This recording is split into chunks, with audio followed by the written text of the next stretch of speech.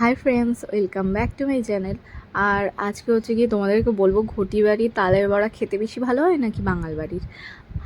আমার তো মনে হয় বাঙাল বাড়ির থেকে ঘটি বাড়িতে বেশি খেতে ভালো লাগে, কারণ আমি তো বাঙাল বাড়ি থেকে এসেছি। তো ওখানে আমার তালের বড়াটা না যখন ভেজে তুলতো ওই টাইমটুকুই ভালো লাগতো, তারপরে শক্ত হয়ে যেত, একদম ভালো লাগতো না।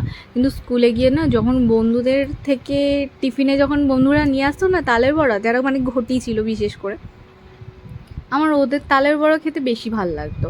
জানি না কেন। তা বলে বলছি না আমার মার সব হাতের রান্নাই খারাপ বা বাঙালদের সব রান্না খারাপ। বাঙালদের রান্না অনেক সুন্দর, কিন্তু দু একটা জিনিসে মিস্টেক করে ফেলে, মানে ওটা হচ্ছে শর্টকাট মেরে ফেলে, যার জন্য হয়তো একটু খারাপ হয়ে যায়।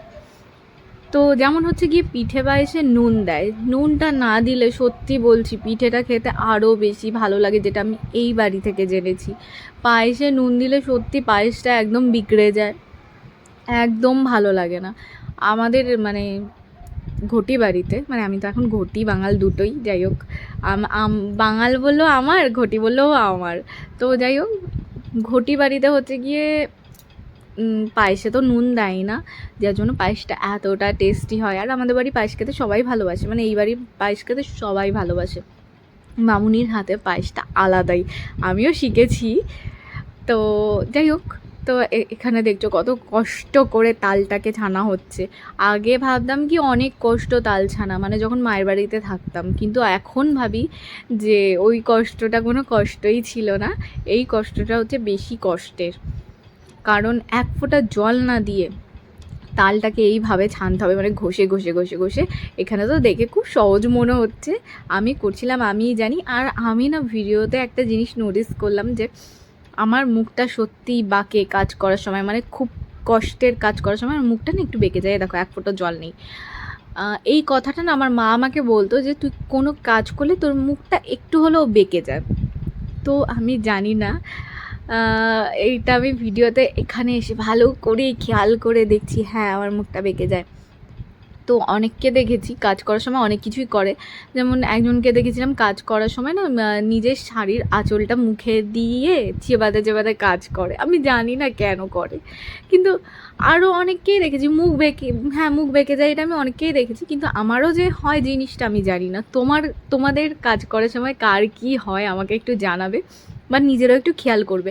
আমি সত্যিই কখনো আমার নিজেরটা খেয়াল করতাম না, যদি না মা বলতো। কেউই কখনো বলেনি, আমার মা আগে বলতো যে তুই কাজ করলে তোর মুখটা না বেঁকে যায়। তো আমি গিয়ে হ্যাঁ খেয়াল করলাম। আর এখানে দেখো দু জায়গায় দুটো তাল নিয়েছি, কারণ একটা তাল আমার একটু আলাদা স্মেল লাগছিলো, আর একটা তাল আলাদা স্মেল লাগছিলো, যার জন্য দুটো আলাদা আলাদা জায়গায় করে নিয়েছি। কারণ মামুনি তো করবে, মামুনি এখনও ঘুমাচ্ছে, তো আমি তার আগে তালটা ছেনে নিয়েছি। মামামও ঘুমাচ্ছে। তো আমার হাতের অবস্থা, আমার হাতটা না তখন থরথর করে কাঁপছিল। তো আমি যাতে তাল দুটো একসাথে, একটা যদি না করে ফেলে দেয় বা কিছু, তখন গিয়ে সব পুরোটাই ফেলে দিতে হবে, যার জন্য আমি আলাদা আলাদা করে রেখেছি। আরে দেখো হাতটাও পুড়ে গেছে। আমার হাত পড়ে কিন্তু ফোসকা পড়ে না, তার একটা টেকনিক আছে, সেটা একমাত্র আমি জানি। জেনেছি অবশ্য, আমার মা আমাকে বলেছে। কারণ আমার এই বাড়িতে কেন এত রান্নাঘরে গেলেই হাত পুড়ে যায়, কেটে যায়, কেন আমি জানি না। মায়ের বাড়িতে গিয়ে রান্না করি, কত কিছু করি, আগেও তো করেছি, কিন্তু কখনো আমার হাত কাটেনি, হাত পোড়েনি। হয়তো বাই চান্স দু একটা টাইমে, কিন্তু এখানে প্রায় প্রায় আমার হাত পুড়ে যায়। তো মামুনি আমাকে বলে তোর যেতে হবে না রান্নাঘরে, তুই গেলেই তো তোর হাত পুড়ে যায়, হাত কেটে যায়, যেতে হবে না। তো যাই হোক, তো দেখলে একটু চা খেয়ে নিয়েছি, কারণ খুব চাপের একটা কাজ করেছি, যেটা হচ্ছে গিয়ে তাল ছানা। সেটাও করেছি একমাত্র আমার মেয়ের জন্য। আমার মেয়েটা দেখলাম আগের দিন মামুনি তালের বড়া করেছিল, তো ও না খেয়েছিল, ওর ভালো লেগেছিলো। আমার মনে হলো, তো সেরকম কিছু খায় না, যে যেই দেখি একটা কিছু খাচ্ছে তখন মনে হয় কি সেই জিনিসটা ওকে বানিয়ে দিই।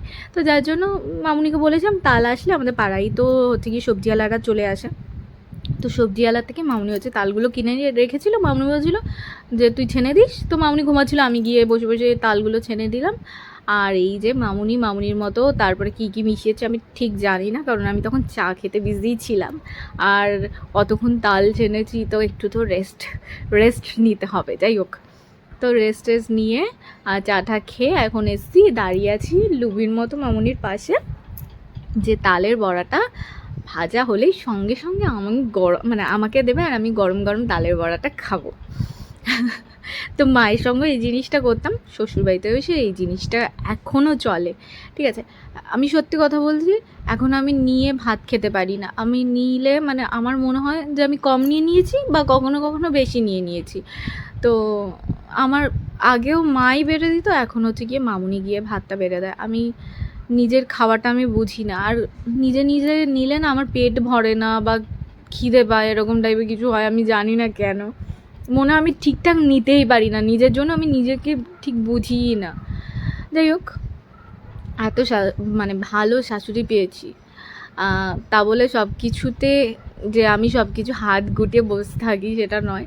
আমি মামুনি হেল্প করি, মানে অনেকে চলে আসে না এই উল্টো পাল্টা কমেন্ট করতে, বা পরে গিয়ে আমাকে হয়তো কমেন্ট করে না, পরে গিয়ে অন্য কারো কাছে আমার নামে বলে। যাই হোক, কারণ অনেক রিলেটিভ আছে যারা আমার ভিডিওগুলো দেখে, আমার পেছনে গিয়ে অনেক কিছু বলে।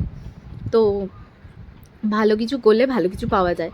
তো আমিও মনে করি আমি কিছু ভালো করেছি, যার জন্য এত ভালো শাশুড়ি পেয়েছি। যাই হোক, তোমরা দেখো আর আমিও দেখি, তো খাবো। তা তোমরা তো খেতে পারবে না, আমি খাই। ফার্স্টে না কী হয়েছে শোনো, মামুনি ইয়ার্কি মারছিলাম।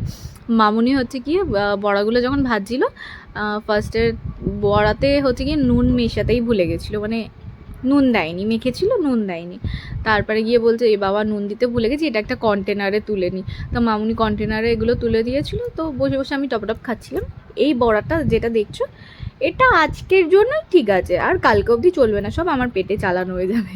তো চলো টাটা, আমি বড়া খাই, তোমরা আমার ভিডিও দেখো আর লাইক করো।